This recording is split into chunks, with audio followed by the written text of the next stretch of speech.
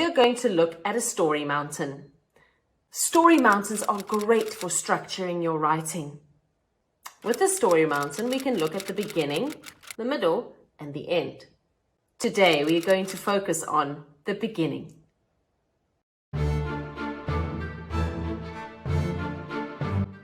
A story mountain consists of an opening, a build-up, a climax, a resolution, and an ending.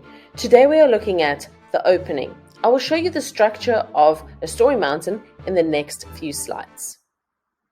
So at the very beginning of a story mountain, we have the beginning or the opening where you can describe the setting or the characters. After that, we have the build-up where the excitement grows and you create a little bit of tension. Then we have the climax, where there's a major problem, a huge problem, a dilemma. Then we have the resolution. Make sure that you solve the problem, which is this one above me.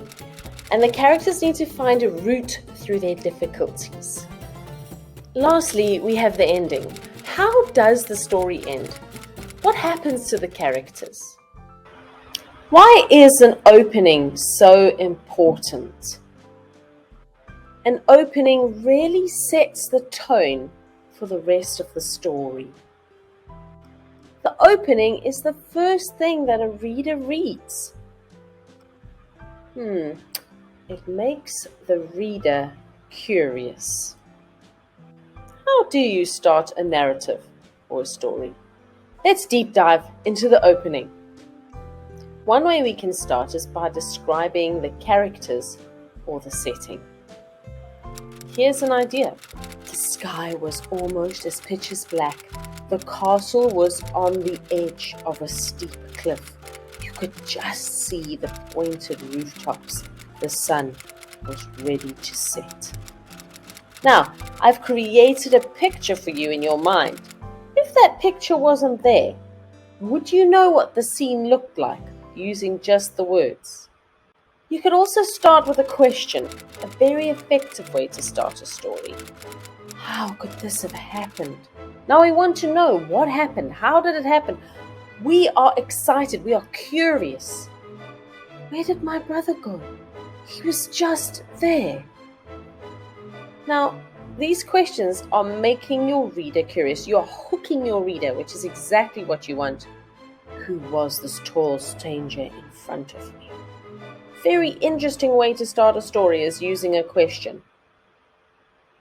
You could also start with the dialogue where characters are speaking to each other, like this one. "Oh, Lizzie, I look absolutely hideous. No one will ever want to date me," complained Linda. A very good way to start because you're starting in the action. This is starting right in the middle of something, and we want to know, why does she think she looks hideous? Who is Lizzie and who is the guy that she wants to date? Starting with the sound is another way to get in the action immediately. Creak, creak. Joe heard the floorboards in the passage aching under the pressure of someone walking on them. Now, this is creating a little bit of tension, a little bit of excitement right in the beginning of your story. Usually this is what we will use to start a horror or a genre where there's a bit of a scary element to the story. Now, we are going to be writing the opening for a narrative. Please grab your notebook and pen now so that we can start.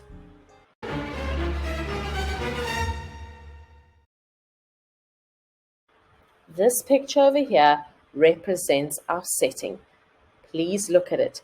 Pause if you need to look at it a little deeper for a few minutes. Pause the video, have a look at it, and carry on. Now, a word bank is really important so that you can get some ideas from the words that we give you. So this is the word bank. Please pause this, take a screenshot, do what you need to do so that you've got these words ready to go to start writing. Write down your ideas. Where do you think this house is? Is it in a forest? Is it in the countryside? Is it outside of a city? Is it in the city but no one lives around it? Where is this house? Are there any other houses nearby? Is there anything nearby? What kind of forest is nearby to this house? Think about the surrounding area. What is around this house? Who lives here? Why are the lights on? Remember to pause the video at any time so that you can write your ideas down. Why are the lights on? Is there someone inside? Does someone live here? Are the lights on automatically? Why are there lights on in this house? Why do the trees look like this? Why are there no leaves on the trees? If there are children on the edge of the forest, what will happen if they go inside the house? Again, pause this video so that you can use these words that are on the screen to help you. You are going to come up with a spooky beginning of your own.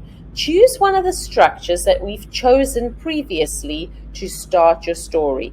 I have one coming up so that you can read it and you can see how I started my story, and it can give you an idea of how you will start your story. Remember to pause the video at any stage. This is mine. As the clock struck 12, the fog was thick and the forest was dark. Lucy and Michael were alone in the darkness and a little bit afraid. The old wooden house was in front of me. The lights were on in the house and there was a glowing pumpkin outside. The place looked deserted.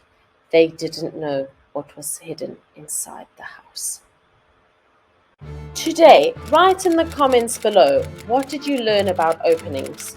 They're important for hooking your reader. It makes the story more interesting. Openings are the reason that people keep on reading your story, and it sets the tone for the rest of the story. It tells your readers what the genre is right from the beginning.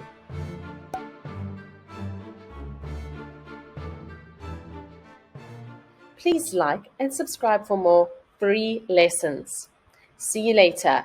Ciao from the English Room.